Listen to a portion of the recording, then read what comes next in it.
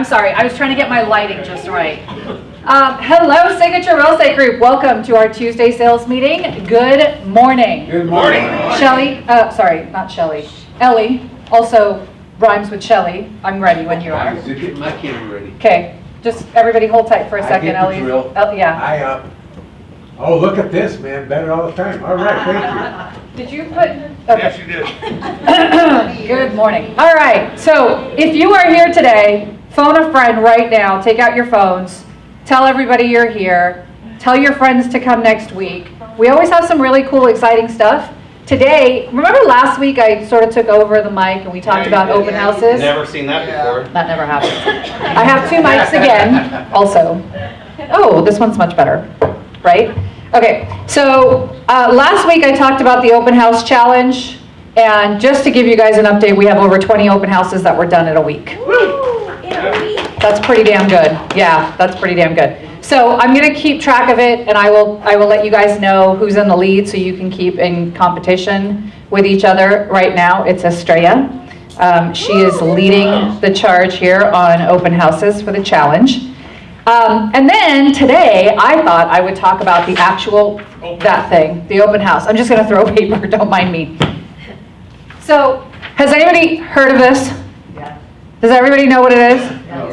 Who has not heard of this before? The open house. Congratulations. What's an open house?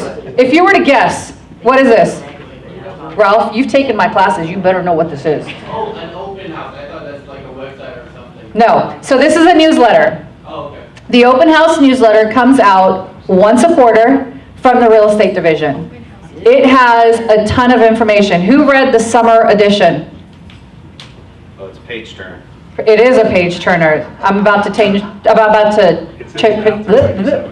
those pages. All right. So a couple of things. The Nevada Real Estate Division's offices are open. So if you need to go renew your licenses, turn in stuff, submit whatever you need to do, you want to go check out those people again and say hi to them, drop off some candy and say thanks for doing what you were doing during COVID, you can. Give them some chocolate, some flowers. I'm sure they'll appreciate it. They are back open. So that was page one of the open house. You guys, has anybody done their renewals recently or any form of renewals in the last month? Yeah, we've got a new website. So the Nevada Real Estate Division has a new website. You have to log in. You have to validate your credentials. You got to validate all of your email addresses. They're going to ask you some security questions. So make sure you do that before you absolutely wait last minute to turn in your renewals, because you're going to have to validate some stuff. It takes some time. So get in there if you can today and just validate your email address. That's important. None of this stuff is important. All right.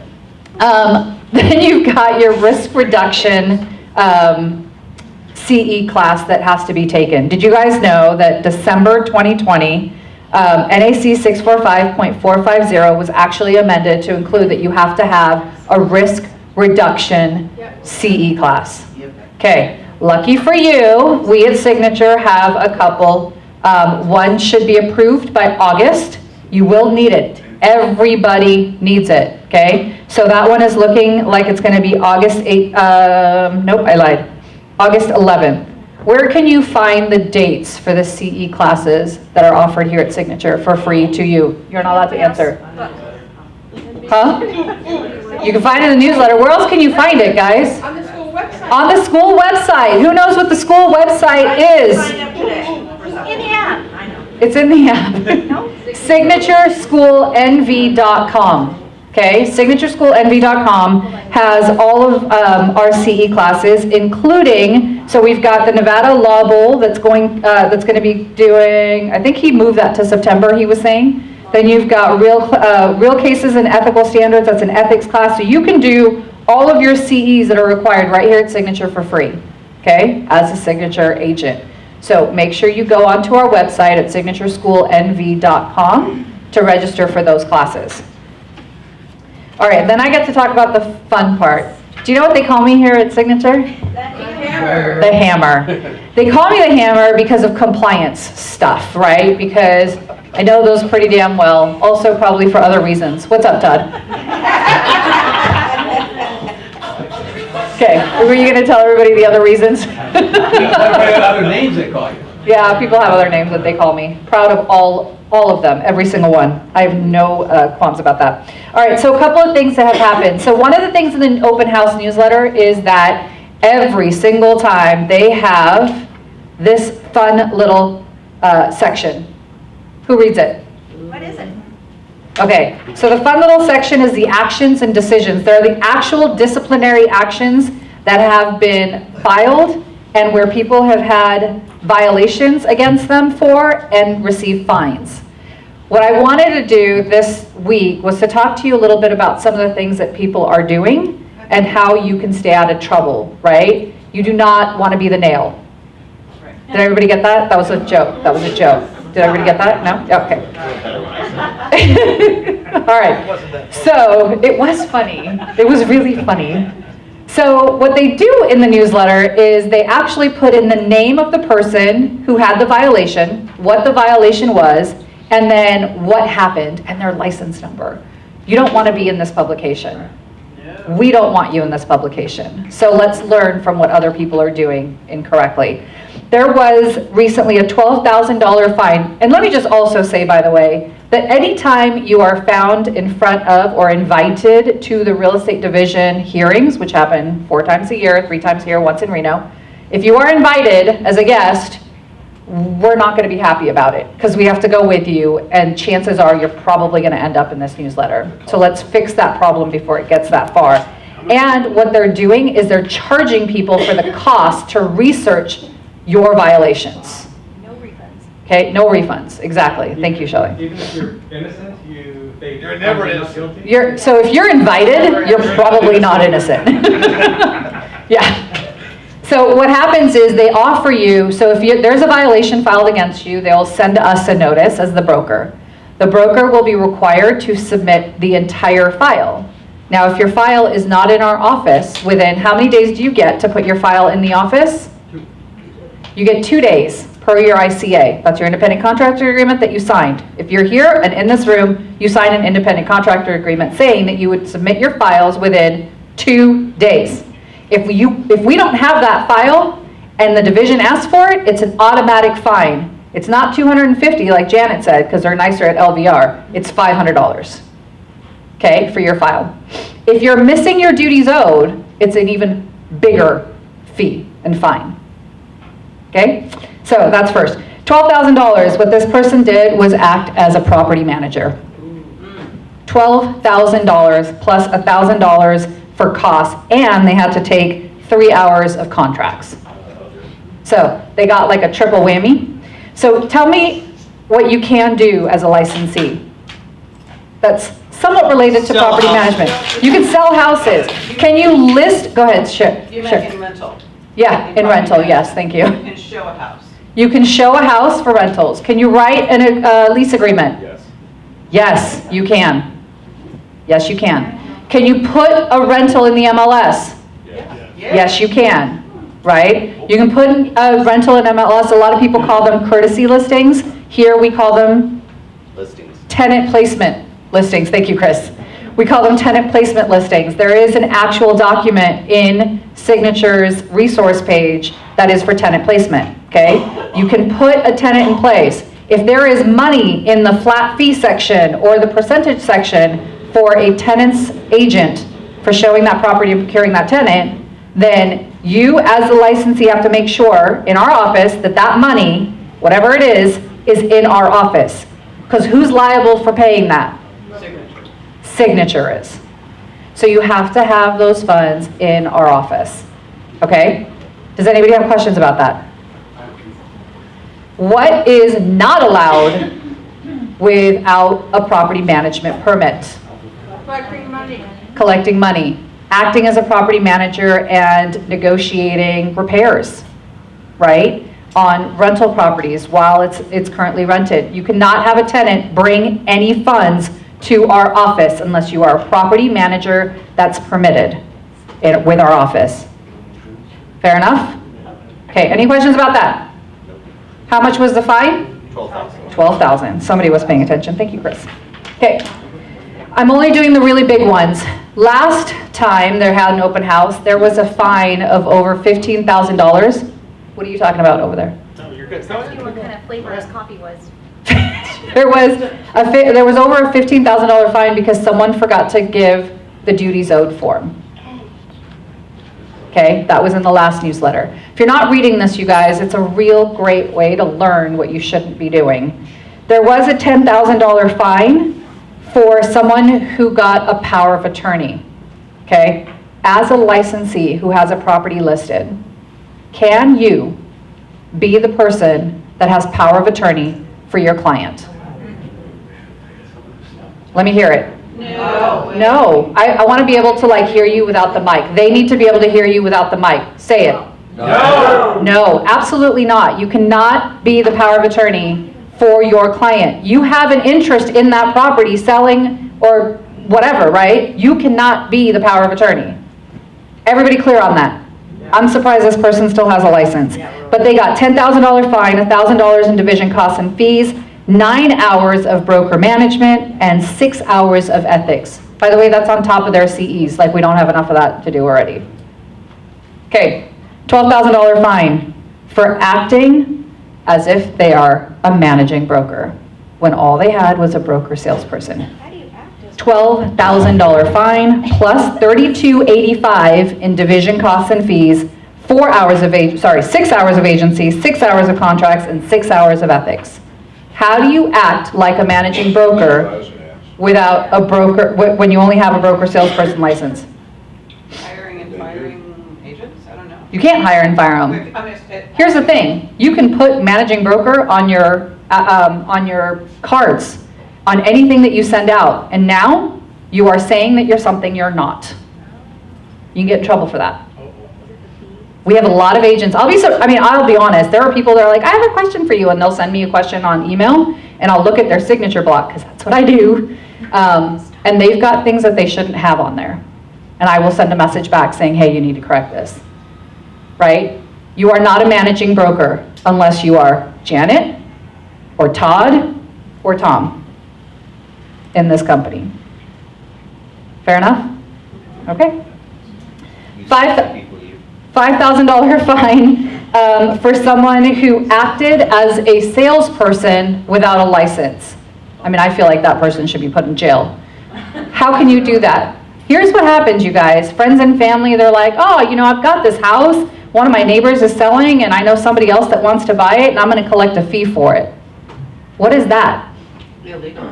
It's illegal, right? It is our job. That's our job, and you have to have a license to do it. So if you've got family and friends that are trying to be a real estate licensee without a license, have them come talk to Patty, and she'll put them through pre-licensing. Okay? I know, she will sign them up. All right, 2 really big ones, and then I'm going to wrap it up. You stop that nonsense. $30,000 fine. Why? Power of attorney. How much? $30,000 fine. $30,000 fine, plus $1,000 in division costs, and their license was revoked because of a power of attorney. Why was this one bigger than the other one? I don't know. It was the day that they had the hearing. Next one, $40,000 fine, $1,800 division costs, license and permits revoked. Why? Property management. Property management. That's where most people get in trouble, is property management. Here's the other thing, is if you are a licensee and not a property management, don't have a property management permit, and you collect a fee for putting that property into the MLS as a tenant placement, that fee has to come through signature. You cannot have your clients write it directly to you. You're not a broker. Fair enough? Fair. What's up, Shelley? Shelley's got There's a information. question on. Oh, there's Where a, can they get that newsletter? the newsletter can be found at the Nevada Real Estate Division's website. So if you go on Nevada Real Estate Division's website, on their front page, on the very right-hand side, there is there's like a little link that says Summer 2021. You click on that, and then the newsletter pops into my downloads. I don't know how it'll pop into yours. Or what? Okay, Shelley next, or is Janet next? Shelley. Woo, Shelley's next. All right, you guys, that's all I got for today. Miss Panzarella, Mrs. Panzarella. Thank you. How many of you have seen the broker insights that she puts together? Wow. Yeah, those are some great Those are some great broker insights. Yeah, I'll recap. All right. How many of you heard that there's some equity going on in Las Vegas? Some appreciation in homes? Yeah, so one way that, I've got a lot of questions around I feel like I'm going to sit here for a while, sorry. A lot of questions around how our clients can actually tap into that equity and what they can do with that equity. One of the ways is a home equity line of credit. How many of you have heard of those? I know back in the days they used to do these crazy, HELOC, thanks Tom. ATM, right? ATM, yes. Well, we only do them using checks these days, but so just so you know, there is an opportunity for us to do standalone home equity lines of credit for our clients, whether they're owner-occupied second homes and also investment properties. One of the ways that they've actually been able to take advantage of the HELOCs is for, typically to renovate, but we've had clients actually utilize the home equity line HELOCs to take that out and to use that for cash to purchase another property. We're also doing cash out refinances. The cash out refinances will give you the same ability. It'll allow a client to pull out cash. In some cases, we're actually taking advantage of lowering the interest rates. For those of you who hadn't heard, we're at all-time lows. We're again at like the 2.875, 3% range for our interest rates, which just a couple of months ago, we were in the higher 3s and 4s. So we've got some clients who, because of the equity piece of it, can do a cash out refinance, remove mortgage insurance, take the equity to do whatever they want. If they want to renovate a home, if they want to pay off a car, if they want to send their kids to college, or maybe they want to go and take that money and actually reinvest it into another purchase. Something else to think about as well. A lot of times with our multiple offers that are happening today, we have clients that are actually paying cash. They're pulling maybe some portion from 401k, paying from their savings, and then taking a cash out refinance to replace the cash that they had. Because obviously a quick close, maybe everybody's saying cash is king in a specific situation for purchase contracts. This is one way for us to do that. They ultimately will get that cash back within about 30 days. I have a couple clients that are utilizing their 401k. They've got a 60-day window, which is plenty of time for us to complete a cash out refinance. So I just really wanted to share that info. Yeah. What are your refi rates? Refinance rates are going to be, honestly, because of the that GFI fee, what they call, I think it started beginning of last year, it's about 0.25% higher. So you'll probably see rates at about 3.125 to 3.25 for refinance interest rates. Then the cash out's going to be a little bit higher. Great question. Any questions? How much higher is cash out? Cash outs are about 0.5 point, yeah. And then obviously our second homes and investments are still higher. They're about 3/4 to a full point depending on their credit and then their loan to value. But I think really right now in the market, we're seeing a lot of people ask questions about how they can tap into their equity, what they can do with it. Know that it's available for you from any of your Prosperity Lending loan officers, whether it's a home equity line of credit, cash out refinance, renovation loans, all those fun things. Any questions for me? Who am I handing the mic to? And now, welcome up Miss Janet Carpenter. Okay, thank you. I have a few announcements to start with. First of all, Announcements. general membership luncheon. Okay, the general membership luncheon She doesn't is give a shit. She don't care. this She just stand there. Friday. No posing. Okay. I'm not vain. I know you don't. I got a song. Anyway, so it's this Friday. Show up at the Four Seasons. You want to be there maybe a little before 11 because of the traffic getting into valet parking. And we have vendor hall. You can get all the notebooks, all the pens, everything you need until the next general membership luncheon. There's going to be lunch at the Four Seasons, which is always good. Guest speaker is going to be Rocky Finstaff, who is the head of Carrera, Nevada, our lobbyist group, and they did some good work this last session in the legislature.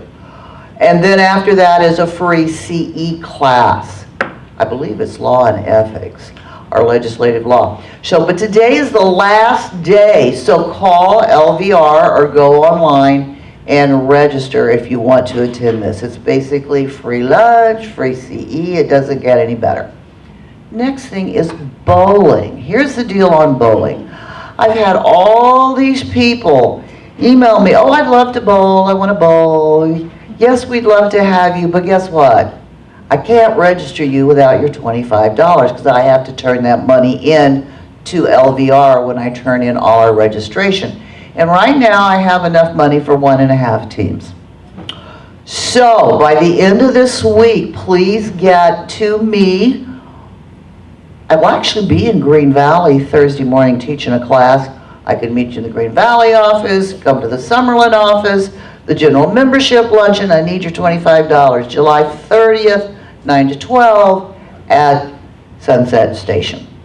Okay, moving along. So, last Wednesday, Thursday, and Friday, Patty, Chris, Tom, Brandon, and I were out of town. We went to Denver, Aurora to be exact, for the Regional 11 Conference. If you don't know what that is, the National Association of Realtors divides the area into the states into areas, and Nevada, Utah, Colorado, Arizona, New Mexico, and Wyoming are in Region 11, and we had our annual conference. And I want to tell you, it was hot. God, it was hot in Denver.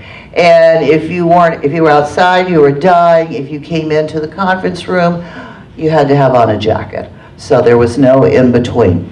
But the theme for the whole thing was you get by giving.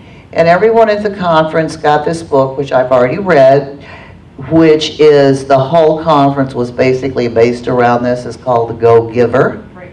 You can read it in an afternoon. It's that thin. A lot of good information. And basically, you get more by giving. Hence the bowling tournament, your $25 to Community Outreach Committee. Okay, so moving along, NAR has a new thing. If you're volunteering, you can go on their website. They've got a special little portal where you can log in and register your volunteer hours. So if you spent 3 hours volunteering with Community Outreach Committee last Saturday, passing out food in the heat, go into the website and get it. And I don't know what I did with the website exact address. Do you know that 72% of all realtors volunteer? That's pretty good odds. So then we had a speaker called Jack O'Connor who talked about, are you rooted in the business and what is the why of your business? And he said the first lesson is to give. But there are 5 systems that you should be utilizing for communication. 1, communicate with your target audience, your SOI. Let them know what you're doing, what's happening. Keep them posted. You need to do the doing, you need to understand the doing of what you do. Provide what you do is, you don't do this because you like people. You do this because you want to provide the opportunity to families to gain wealth. And you need to know the relationships. You need to have broad communication with all your relationships, letting them know what you do and why you do it, and tell your story. Number 4, he talked about the money and how you should analyze your cash flow every 36 months. Plan out 3 years how much money you plan on making, how much you're going to invest. And then you need to work on the delivery of your services. Now, what he said that I found very interesting was, if you go take a listing, don't say, okay, this is what I'm going to do to get your listing sold. Call it something. This is your package. This is Janet's package of services for your listing. Just the way you say things and the way you change things makes a difference. Okay, then we talked about the 10-step thriving process, and there were 10 things. I'm not going to explain all of them, but 1, trust your dreams. Your dreams may change, but your passion won't. This whole thing was so altruistic, the whole thing. Live with your strengths. Only do the things that you're good at. If you're not good at doing open houses and meeting people and greeting them when they walk through the door, don't do them. Do what you do best. Have a business pathway. Be obedient to the assignment. Remember, patience is a virtue. and you're building a business to make the impossible possible. Here's an interesting thing. He said, don't ever leave behind those who have made you grow. And you didn't grow in this business by yourself. Your lender helped you. The appraiser actually helped you one way or another. The escrow officer helped you. The co-operating agent helped you. Whoever helped you, take the time to write them thank you notes. Will go a long way. Review your process regularly and have a list, a checklist for everything. Checklist for your buyers, a checklist for your sellers, but don't call it your checklist. Give it a name. Janet's checklist for listings. Give it a name, make it personal. Okay, so here's another thing. That afternoon, that first day was all about giving. I'll be honest with you, it was more like the South Metro Denver Association of Realtors who hosted the event, patting themselves on the back for everything that they've done in their community and giving awards to all these people who give and give and give. But the last thing that we had for the day was heartbreaking. There was not a dry eye in the house. Everybody was crying. I sobbed hysterically. I had to go to my room after that. But remember the shooting at Columbine? Well, one of the fathers of Amber reached out and he started all these things for kids who may feel like they're on the verge of suicide or they're being bullied or whatever. And he basically told Amber's short 16-year life history, and we just sobbed hysterically. That's all I can tell you. I took no notes. But the highlight for me was the speaker, Lee Brown. Now, if you were at the general membership meeting back in 2019, she was one of our speakers, and she said, it's time to get your reality back because you are sitting on a throne of lies. You're lying when you say, oh, I sold this house in one day. No, you didn't sell it in one day. Your seller spent months getting it ready to get on the market, moving furniture, putting stuff in storage, selling stuff. Tell the story like it really is. What you did by listing it, putting it in the MLS, and have it sell in one day, you didn't do any work. You're advertising and sitting on a throne of lies. And then she talked about how realtors are in dangerous territory, and I talked about this a couple months ago, or maybe 2 months ago, at one of our meetings, because you're saying, let's waive the appraisal so you can get it. Let's waive inspections so you can get the property that you want. You're doing a disservice to your buyers down the road. And she said, as far as your sellers who are going crazy and trying to sell their house, and they've got an offer and they're going crazy trying to find another house, she said, maybe you need to analyze things with your sellers. Maybe they need to rent for a year instead of buying today. And she said, the public does not know what you do, and you need to fix your message.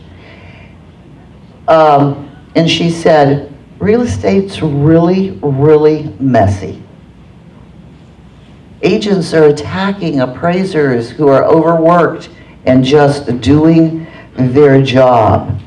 And then she talked again, I know we've talked about it several times, about absolutely no buyer love letters, because that violates fair housing in so many ways.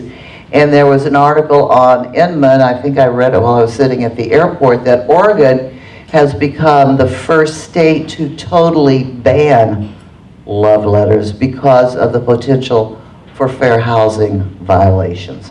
So just keep that in mind. And she said, read a book called A More Beautiful Question. A more beautiful? A More Beautiful Question. That's the name of the book. And she said, your strength, for you realtors, your strength is in your knowledge. So if you're working an area and you're working it hard, know that whole zip code and everything that's in there so you can have the knowledge to pass on to people. And then she said, realtors get paid to be a professional problem solver. Not to sell houses, to be a professional problem solver. And another thing she thought, and I thought this was brilliant. If you've been around a long time, way back when, I can't remember, like, 05, 06, in the 90s, there were a lot of HUD repos on the market. And HUD had a policy. For the first 10 days the property is on the market, they will only look at bids from owner occupants. And she said, be like HUD. Put your listing on the market and say, for the first 10 days, the first 5 days, whatever, the seller will only look at owner-occupied offers. And I thought, As long as it's the seller's decision. As long as it's the seller's decision, that's what she. So we have to say the seller has requested. You have to sell your sellers on why, you know. Exactly. Right, it's a huge why, we know that, yeah. okay. So then we had Scott Peterson, who is the legal counsel for the Colorado Realtors, and he talked about the NAR DOJ antitrust lawsuit. You all know the DOJ has withdrawn from their agreement with NAR. We've talked about that several times. And he said there actually was a bright spot during COVID. And that bright spot was that realtors were declared essential, and they adapted and they adjusted and they became the drivers of the economy. So the biggest legal risk that every one of the states in Region 11, according to their legal counsel, is the influx of buyers into the entire region. It's not just us, it's the entire Region 11. So he said, you got to be careful because buyers are asking you to be their advocate in doing stupid things. Stupid earnest money deposits that are so high it's ridiculous, which has led to a huge increase in earnest money disputes. They call it appraisal gaps in contracts in Colorado. So the house appraised for $300,000, but I'm going to give you $25,000 over the appraisal. That's called appraisal gaps. He said, those are dangerous, and they're probably going to come back and haunt you in a couple of years. And he talked about that. And he said another big problem is buyers who are overpaying. They know they're overpaying, but guess what? Because they're overpaying, they want the house to be absolutely perfect. So in a normal market, things that they would not even dream of asking to be fixed because it's very superficially cosmetic, they want it perfect, like it's brand new construction. And he did also said the sellers need to be thinking about some serious disclosures. And I know we have a new one on transaction desk that says the buyer is aware they are overpaying for this house. So you might want to consider using those because he said buyers are closing with serious equity issues, and in a year or two, they're going to have negative equity. And guess who they're going to look to? Their realtor. So you need to have in writing that the buyers know exactly what they're doing. He talked again about appraisal gaps. Then we had Eric Thompson speak to us from Ninja Selling. Daryl Scott, Rachel's father. Then we had a panel made up of Leslie Kinney. Leslie's the incoming president for next year, and our own Kimmy Parcell from Utah. will be the president-elect next year. And the whole thing, and you can guess this, the big thing with NAR, the thing they're really, really looking at, fair housing. Just be aware that is on everybody's radar. And they said big legislative things are going on, a lot of which you may not like, but we're not governed by the majority. We're governed by the majority who participate. And again, Kenny went on to talk at length about RPAC and the importance of this. The Biden administration is thinking about doing away with single-family zoning. So you can have a neighborhood of nice single-family houses and then 3 feet away, an apartment complex. The Biden administration is also thinking about doing away with 1031 exchanges. And I didn't realize this, but in areas where they have big ranches and farms, which we don't have, 1031s play a very important role. So these are things that are coming down the pipe that you may want to contribute your RPAC dollars to help NAR fight this. And last year, RPAC, everybody's like, no, I don't like any of the policies. I don't like what they support. Last year, RPAC gave 51% of their funds to Democrats and 49% to Republicans. You can't be any more fair than that. They're also talking about doing away with opportunity zones. They're also talking about increasing capital gains. And as our own Keith Kelly said, as he got up and spoke, if real estate's your profession, politics is your business. How much more time do I have? Oh, you got You're over by like 10 minutes, but we all love you. Keep going, Jim. If Phil's come there again, we just missed lunch. Excuse me. Okay, so the other thing we had, Larry Kendall, he's ninja selling. And he said it's, Seemed like an eternity. It was a long conference. Listen, we walked in at 7:45 in the morning and we left at 5 in the afternoon, so hey. No break? Well, we had lunch, and then we had what were called networking events. But during the breaks in the morning and the afternoon, every time you walked out into the hallway from the conference room, there were snacks, there was food, there was Starbucks, so we all probably gained 5 pounds. So Larry Kendall talked about, excuse me, the 5 G's. The first one is gratitude. Nothing new can come into your life until you have gratitude for what you have. And the next one he talked about is goals. You need to know your why, and you need to start with your why. And if you're not a goal setter, you're a drifter. A drifter is a person who doesn't have a why. They don't have goals.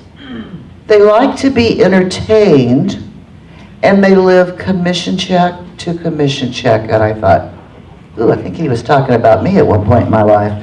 So, and he said, Americans, their greatest fear, do you know what that is?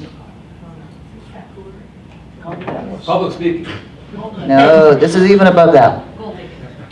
Being old and broke. Old and broke? Old and broke. You should save some of this for the newsletter so everybody can read it. But, You should save some of this for the newsletter so everybody can read it. Keep going, Jen. Yeah. You got plenty of time. well, I do always recap in the newsletter.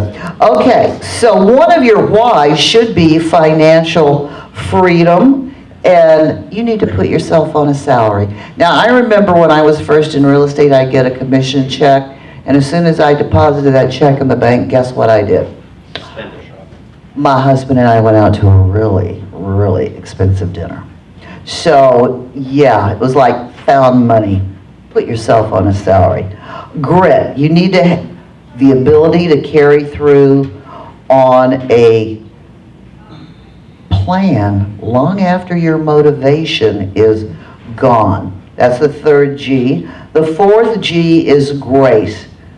Grace is a politeful and thoughtful way of behaving. And we're not seeing that in the realtors today. They're rude, they're arrogant, and they don't return phone calls. So my wish for all of you is to be graceful, have manners and civility. That's me talking, not him. So the next one is giving. Read the book, Go Giver. The more you give, the more you have. And he said, why do we exist? Why do realtors exist?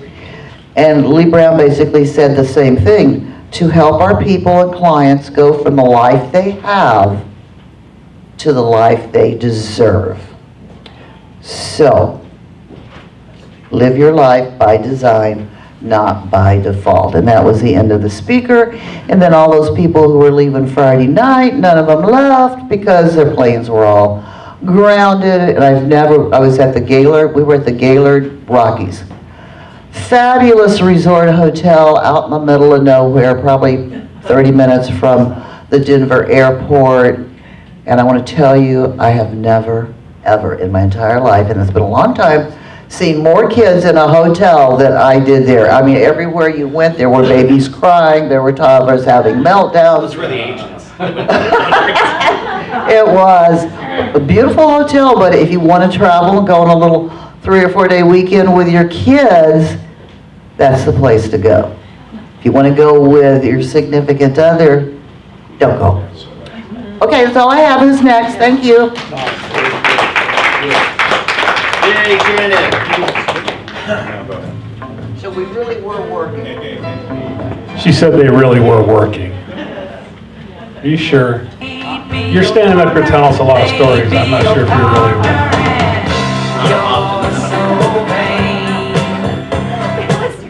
So that's not me? Damn, that was rude. All right, I want to say, first of all, I'm grateful for all of you for being here today. I'm not very graceful, and I'm going to work on that. But I do have a lot of grit. I will finish even after it becomes boring. And that's what keeps you in this business. Maybe we should talk about grit today. That's actually a good one. I'm pretty giving, so you set goals. She said financial freedom. One of the things I like to do is give away money. That's one of my goals in life, is to make enough money that I can just give it away. And so that's, and I forgot the last G. What helped me out there, Shelley? Giving, grace, grit, goals, gratitude. Goals, yeah, I have lots of goals. I set goals twice a year. So just got done doing that actually last month for the rest of this year. Has anybody set any goals for the rest of the year? Like you guys realize we just ended the second quarter. We're halfway through the year.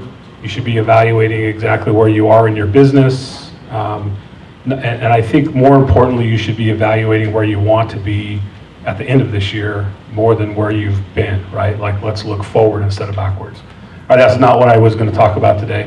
I want to share a concept of mine. I believe I'm probably the only person that believes in this concept. But I want you to know that this works at a very high level, and works really well. Who in here is doing open houses? Bondana has the open house challenge going right now. People are out there doing open houses. What do you meet at open houses? People. Yeah, it was a trick question. She's like, what do I meet? Like, there's no dogs that come in, or there's no pigs that walk in, they're just people, right? Yeah, so you meet people there, right? And what's the plan? What's the goal? You do an open house, you meet some people, you get to, like, first impression, all that good stuff. And what's the goal at that point? Convert. What convert? Convert. The buyers, the sellers. Develop a relationship. Develop a relationship, find a client, convert. We all have different goals with open houses, right? I think that's clear. What's your goal at an open house? You should ask yourself that question. Like, I can take 1 minute, you guys can think about that? No, I'll get shot if I take 1 minute. So listen, here's the deal.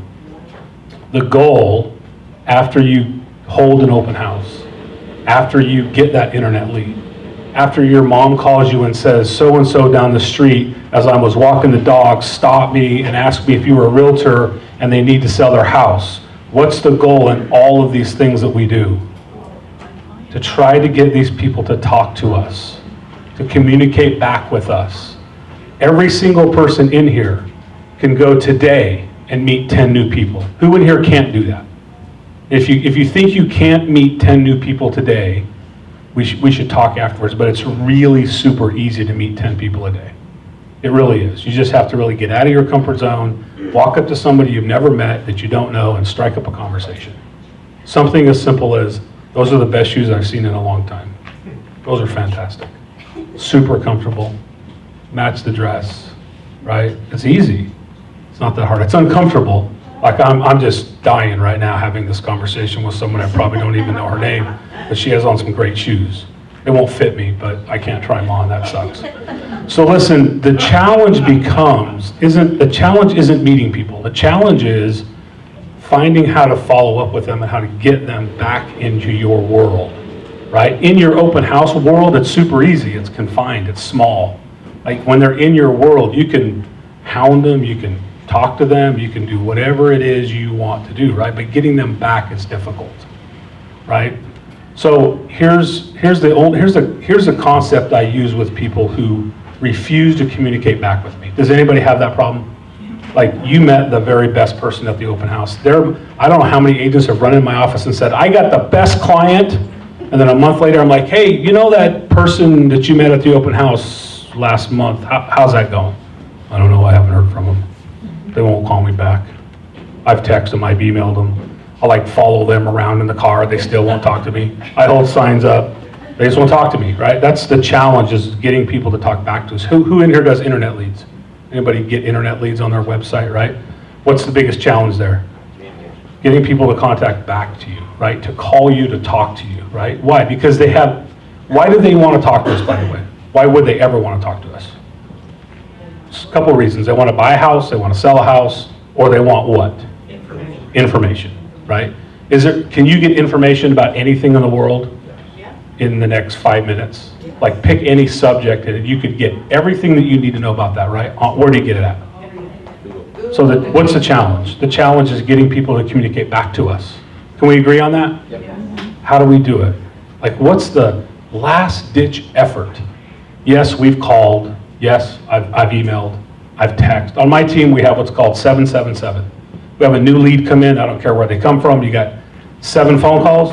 You got 7 texts. You got 7 emails. If you don't get a communication back from them in those 21 attempts, put them in the pond.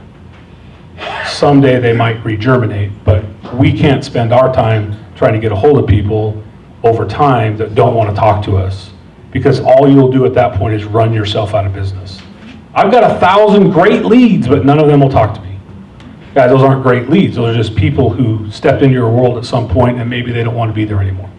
Or they don't need to be there for 6 or 7 or 8 or 9 months. So what's the concept? It's the weirdest thing. Everybody, are you ready? Here's what you're going to do. You're going to share information with them. Right? That's what we just said everybody wants. You want information. But what kind of information are you going to share? Can anybody on my team tell me what I'm about to say? Please, Lord, let somebody tell me. They're all standing back there staring at me like, what? Guys, you're going to share with them bad information. Wait, what? Like her look on her face is like, you like my shoes and you just said that? That's crazy. Look, you're going to share with them what they don't want. You know why? Because that's when they're going to reach out and go, wait, why are you sending me $1 million condos on the Strip? I want a 2-bedroom, 2-bath condo in Summerlin. And guess what? Now they've communicated back. Now you know they have a pulse. They're still alive.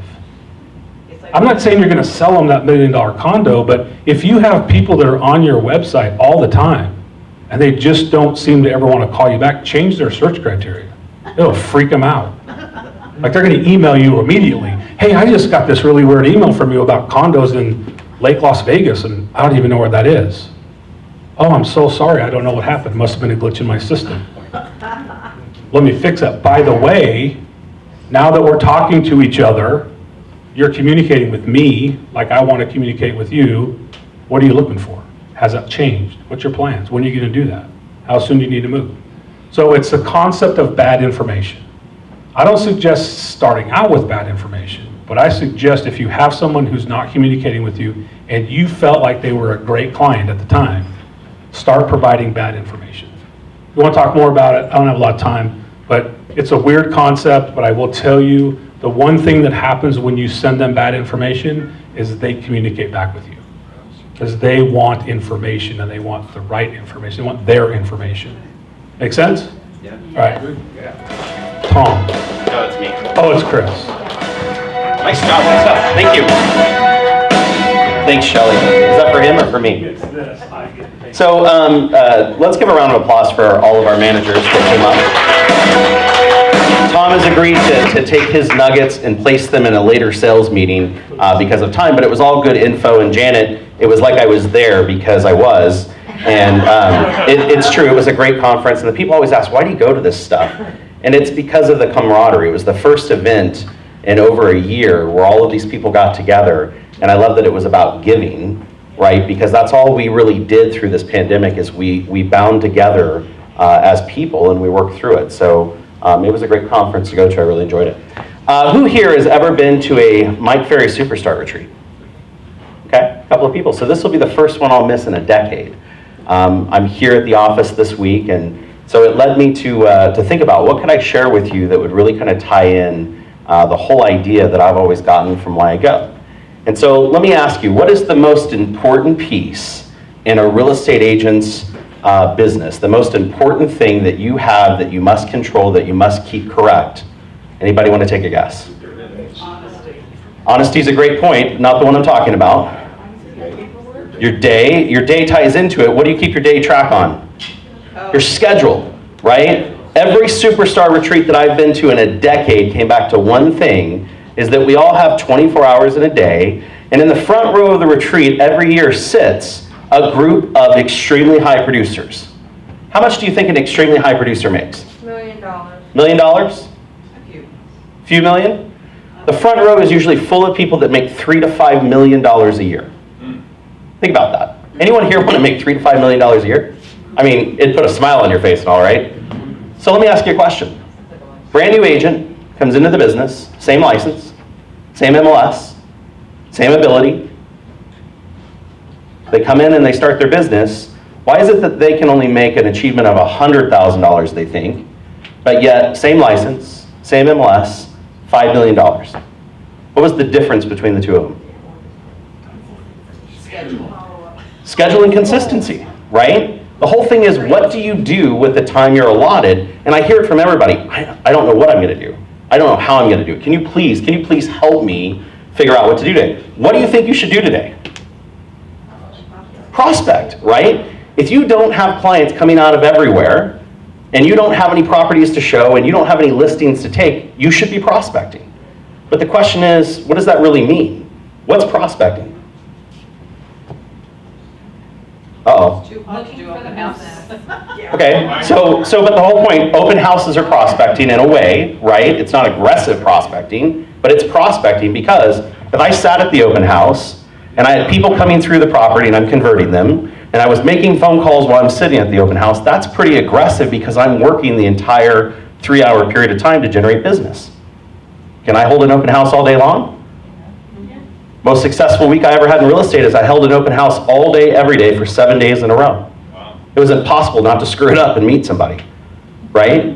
But that was an aggressive form of prospecting that I had to commit to because if I didn't, I'd have bigger problems than worrying about the open house. And so I came across a video, and I'm only going to share a part of it because Janet took up the good part. I'm just kidding. I'm only going to share a part of it because it really makes the whole thing of your schedule come together. And I think that many people have probably seen this before. It's not new, it's been out there, but it just puts into the relationship how a schedule should really be built. And I'll let you see it, and Beta, we're gonna stop it right after the jar scene, and I'll give the rest of it to them later.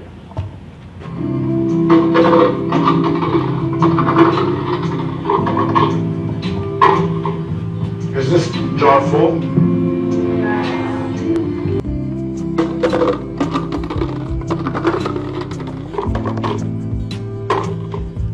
Is this jar full?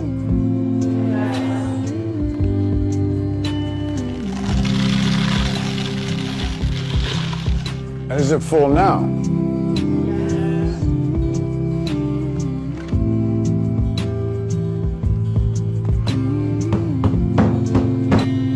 And how about now? Is the jar full now? Yes.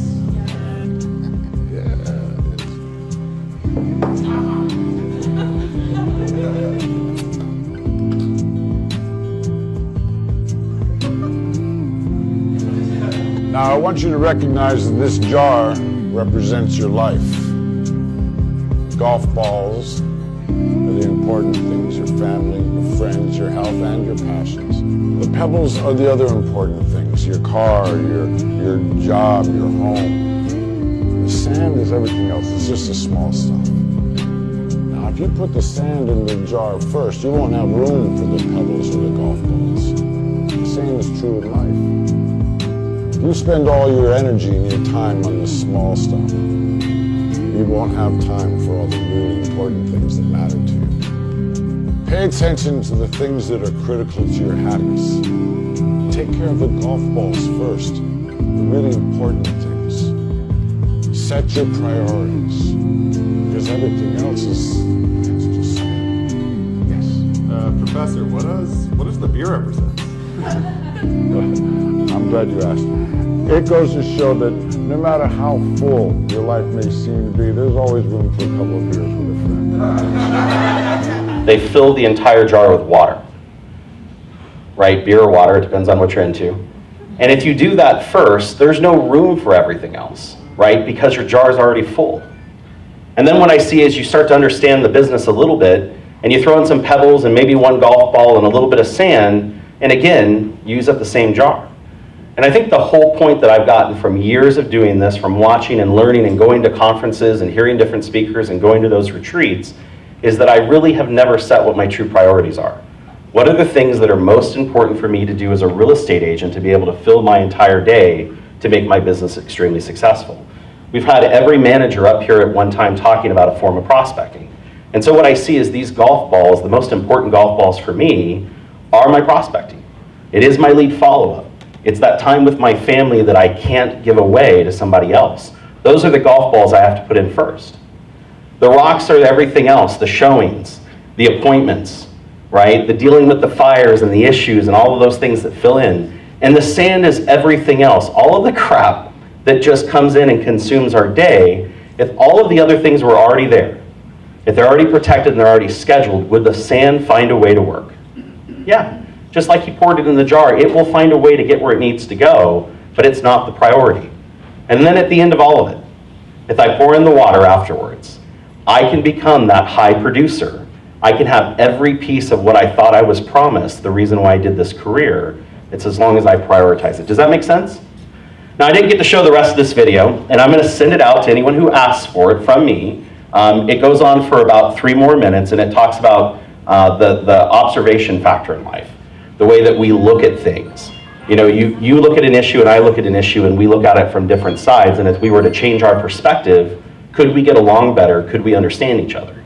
And then it goes into 4 life lessons. So if you want that video, just send me a message in the app, I'll forward it back to you. But let's give another round of applause for all the managers who shared. Tom just put out his nugget video last Thursday, so if you want a little taste of what he'll be sharing with you next week, check out that nugget video. And with that, guys, we appreciate your time and we're here for you. Thank you so much and make it a great week.